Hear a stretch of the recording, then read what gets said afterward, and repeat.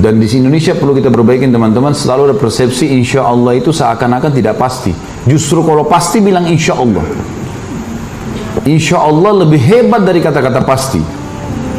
Datang ya, insya Allah. Berarti pasti datang itu. Karena kita sudah bilang insya Allah berarti Allah kan, kalau Allah izinkan saya masih hidup saya akan datang. Jangan dibalik, jangan insya Allah berarti ya bisa saja datang, bisa enggak. Nah, kalau kita nggak bisa telepon, batalkan, maaf ya saya nggak bisa, batalkan. Jangan tiba-tiba nggak datang, orang nunggu sampai berjam-jam. Saya subhanallah pernah sekali ke Jeddah, bawa barang amanahnya orang dari Indonesia, saya telepon orangnya, itu sampai mungkin 6 jam kali saya nunggu. Tunggu dari, sudah pakai baju ihram, nunggu di pinggir jalan, di tempat halte bus. Teleponnya, akhi ini ada amanah, titipan dia. Oh iya baik, saya datang sebentar, 10 menit lagi. Baiklah, 10 menit sebentar. 10 menit, nggak ada. Telepon nggak diangkat. Setengah jam saya temu lagi masuk. Oh iya sebentar lagi 10 menit. Begitu terus sampai 6 jam. Ya akhi, kalau ente nggak mau datang bilang, saya mau umroh ini. Ini nggak mungkin saya pegang terus seperti ini. Gitu kan. Akhirnya saya bawa ke Mekah. Nanti selesai, setelah itu boleh dititipin sama orang lain yang bisa sampaikan ke dia. Tapi untuk apa janji orang kalau nggak bisa? Maaf, saya nggak bisa. Ya. Ada kaidah penting dalam hidup seorang mukmin, yaitu fi kulli sarahatin rah. Fi kulli sarahatin raha. Garis bawahi dan hafal itu ya. Bagi yang hafal ini saya kasih buku nanti. Coba ulangi. Oh ya. Kayak orang bisik-bisik. Di setiap keterus terangan ada ketenangan jiwa. Terus terang. Datang ya, saya nggak bisa. Bantu saya nggak bisa. Bantu saya, iya saya bisa. Nggak usah basa-basi. Orang mukmin nggak punya dua wajah, satu wajahnya. Iya enggak, clear. Halal haram. Udah, nggak usah janji-janji. Nggak usah pakai nggak enak. Oh ini karena kita kadang-kadang di Indonesia ini nggak enaknya salah tempat. Mau diajak ke tempat salah, nggak enak nih. Iya nanti saya datang gampang. Padahal sebenarnya nggak mau datang. Enggak, saya nggak bisa datang, haram itu. Nggak boleh saya datang. Saya sudah ikut pengajian loh. Oh kau sekarang berubah ya? Iya, saya berubah menjadi lebih baik, beriman. Mudah-mudahan kau juga bisa rasain. Gitu. Ayo kita ketemu di diskotik ya, nggak bisa, haram. Saya sudah tahu sekarang. Kamu yang hadir pengajian saya ya balik aja dia. Besok nggak telepon lagi tuh. Dia sudah tahu ada berubah nih. Jadi mestinya begitu. Itu satu kaidah sederhana menyelamatkan kita dari sifat kemunafikan. Nggak ada wajah dua, jelas semuanya. Ini orang kalau berumah tangga enak, orang kalau berparar bisnis enak, orang jadi atasan enak, jadi bawahan enak, semua enak. Karena orang tahu orang ini ya apa yang dia bilang ya iya. Nggak ada yang rahasia. Nggak ada sesuatu yang dirahasiakan. Dalam arti kata memang ada hal-hal yang boleh kita rahasiakan ya. Tapi kalau umumnya memang orang tahu ya sudah nggak masalah.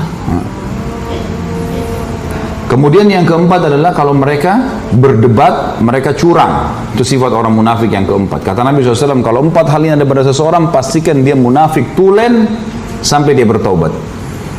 Jadi kalau dia berdebat, curang. Di sini kenapa dikatakan berdebat curang? Karena orang beriman tidak butuh berdebat. Tidak butuh. Teman kita benar, oh iya, Anda benar, saya terima. Selesai, clear. Di setiap keterus terangan ada ketenangan jiwa. Oh iya benar nih, saya yang salah, saya terima. Kan clear.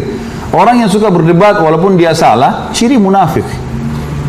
Karena dia tidak mau kalah. Maka ini orang munafik, cirinya. Ini yang dimaksud dengan dia curang, artinya biar juga sejelas-jelas salah, tetap ngotot. Nah, ada orang seperti ini teman-teman, jangan dijadikan sebagai sahabat. Orang yang baik, orang yang selalu menerima kalau benar. Kalau kita dinasihatin oleh orang lain, tugas kita menerima, mencerna, memilih yang baik, dijalankan. Bukan kalau orang nasihatin kita, fikir poin apa yang bisa saya pegang, lalu saya balas. Banyak orang begitu dinasihatin. Dia dengar tapi dia pikir, ini poin ini. Nah tapi kan tadi kamu ngomong begini, bantah. Gak usah bantah, gak perlu. Orang kasih nasihat, ya terima kasih. Alhamdulillah, baiklah. Kalau dia salah, dia hardik kita, terima transferan pahala gratis. No? Dia caci maki segala, ya, oh iya. Senyum saja, bagus, terus aja. Saya terima transfer tuh. Saya pernah cerita ini, Ibnu Abbas radhiyallahu anhu pernah pakai jubah baru lalu dicaci maki oleh orang. Kamu begini, kamu begitu, kamu macam-macam. Apa yang terjadi? Ibnu Abbas diam sambil senyum. Sudah selesai orang itu caci maki, oleh Ibnu Abbas dibuka jubahnya. Ini hadiah buat kamu. Sampai malu orang itu. Tadi caci maki dia, kenapa Ibnu Abbas pakai baju baru? Cemburu gara-gara bajunya orang. Kenapa? Baju di badannya orang. Hah? Ngapain kamu yang cemburu? Badanmu kan ada juga gitu ya. Kenapa harus cemburu? Tapi gitulah. Lalu Ibnu Abbas mengatakan kepada pegawainya yang ada bersama di beliau, yang selalu bawa-bawa bukunya apa macam-macam kebutuhan Ibnu Abbas, dia mengatakan, beritahukan alamat rumah saya, rumah kita orang ini. Siapa tahu dia punya hajat, kita penuhi. Maka Ibnu Abbas, pegawai Ibnu Abbas sampaikan, lalu orang itu diajak ke rumah, lalu diberikan hadiah, sampai orang itu jadi muridnya Ibnu Abbas. Teman-teman sekalian, jangan pernah balas kebodohan dengan kebodohan, tapi balas kebodohan dengan kepintaran. Orang teriak caci maki, biarin aja. Jangan kita ikut-ikutan. Kalau ada dua orang, dua-duanya ribut, dua-duanya jelek nggak? Dua-duanya sama jeleknya. Biar tampannya bagaimana jadi jelek juga. Matanya belalak, mulutnya besar-besar kelihatan, ludahnya muncrat semua. Jadi jelek. Kata Nabi SAW, kalau dua orang bertengkar, maka yang memulai pertengkaran dilaknat sama Allah tuh. Yang diam ini dikasih pahala sampai rivalnya ini balas. Kalau kita ikut balas, maka kita juga sama dengan dia. Jangan balas kesalahan dengan kesalahan, kebodohan dengan kebodohan. Kita digibah, kita juga gibah, itu kebodohan. Ada satu hal yang saya ingin titik beratkan teman-teman sekalian, penting sekali. Allah yang maha tinggi dan maha pemurah selalu mengawasi kita dengan keadilannya, dengan keluasan ilmunya. Hukumannya memang benar akan datang kepada pelanggar, perlindungannya memang datang kepada orang-orang yang terzalimi, pasti. Renungi riwayat ini. Musa alaihissalam pernah satu waktu berkata kepada Jibril alaihissalam, sampaikan kepada Allah, saya ingin melihat keadilannya Allah. Allah balas melalui Jibril alaihissalam, sampaikan kepada Musa, hai Musa, kau tidak bisa sabar kalau mau menilai keadilanku. Kau manusia, punya kapasitas. Susah kau mau menilai keadilannya Sang Pencipta. Kata Musa, dengan taufikmu ya Allah, saya akan coba. Baiklah. Allah tunjukkan satu kejadian saja, satu kasus saja. Hai Musa, pergi ke mata air ini. Pergilah Musa alaihissalam ke mata air itu. Pas tiba di mata air itu teman-teman, Allah memerintahkan Musa alaihissalam hanya lihat saja. Nggak buat apa-apa, cuma melihat. Ada kejadian. Rupanya ini di padang pasir luas, ada mata air, ada air mengalir. Datang satu orang nunggangi kuda, lewat di situ. Orang ini minum, turun dari kudanya minum. Rupanya di sisi pinggang sebelah kirinya ada kantong isinya banyak duit. Waktu itu jatuh di dekat air itu. Orang ini nggak tahu, minum air pergi naik kuda. Musa alaihissalam lihat, ini kejadian pertama ya. Tidak lama kemudian datang anak kecil, umurnya 9 tahun, 10 tahun, belum balik datang. Minum air di situ, dia lihat ada kantong duit, diambil sama anak itu.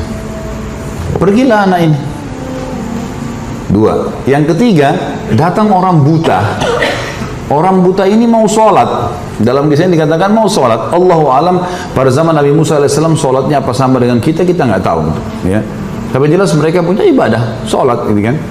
Apakah jumlah rakaatnya sama? Allah alam, karena kita tahunya jumlah rakaat kita berbeda dengan Nabi Musa alaihissalam, karena Musa sendiri waktu kejadian Isra dan Mi'raj meminta kepada Allah Muhammad SAW agar meminta diringankan sholatnya kan. Baiklah, orang ketiga ini wudu, orang buta, dia dengar suara air, dia wudu. Waktu dia lagi wudu mau sholat, orang yang naik kuda kembali, dia cari mana uangnya nih. Lalu dia bilang, ayo Pak Buta, kamu ya yang ambil uang saya. Kata orang buta itu, saya nggak ambil uang. Saya buta, uang apa? Saya nggak bisa lihat.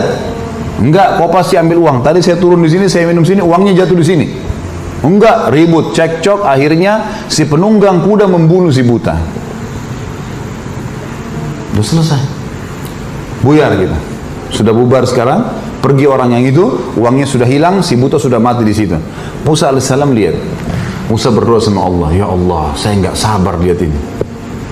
Ini kejadian. Mereka tidak saling tahu nih ceritanya, tapi Musa lihat dengan mata kepala, jadi tahu maksudnya, kasusnya kan. Lalu Jibril datang mengatakan, hai Musa, Tuhanmu mengirimkan salam kepadamu dan mengatakan, makanya sudah dikatakan kau tidak akan sabar, hai Musa. Tapi perlu kamu tahu, Tuhanmu Allah maha mengetahui dan maha adil. Begini ceritanya, si penunggang kuda itu tadi yang jatuh duitnya, dengan hikmah Allah jatuh dari dia, itu adalah tuannya, majikannya, anaknya, ayahnya si anak yang mengambil uang. Anak ini tidak tahu kalau ini majikan ayahnya dulu. Tapi rupanya ayahnya si anak ini pernah bekerja sama si penunggang kuda.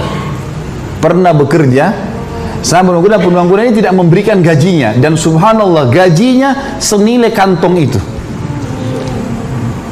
Jatuh dengan hikmah ilahi, anak ini nggak tahu kalau ini dulu yang zalimi ayahnya. Dia datang mau minum di padang pasir, ada duit diambil. Allah dengan kemahadilannya memberikan haknya si ayah anak ini dengan caranya. Lalu yang buta bagaimana? Kata Jibril alaihissalam, si ayah ini, ayahnya anak, pada saat dia tidak dikasih gaji oleh penunggang kuda, dia pun mencari kerja di sana sini, sampai akhirnya dia bertemu sama si buta. Ini si buta dulu bukan orang buta. Lalu si buta ini dengan sebuah kejadian membunuh ayahnya si anak. Jadi dua orang ini yang jatuh duitnya penunggang kuda pernah mengambil hartanya ayahnya si anak. Si buta ini membunuh ayahnya si anak. Anak ini nggak tahu. Akhirnya Allah membuat si buta dibunuh oleh penjahat juga karena dia membunuh ayahnya si anak. Coba bayangin teman-teman, kalau kita di posisi manusia, bisa kita faham ini? Rumit sekali. Itu baru satu kasus. Bayangin berapa kasus ini. Hah? Itu hakim hadapin masalah saja bisa nggak tidur dia di pengadilan. Bagaimana kalau seluruh dunia ini masalah?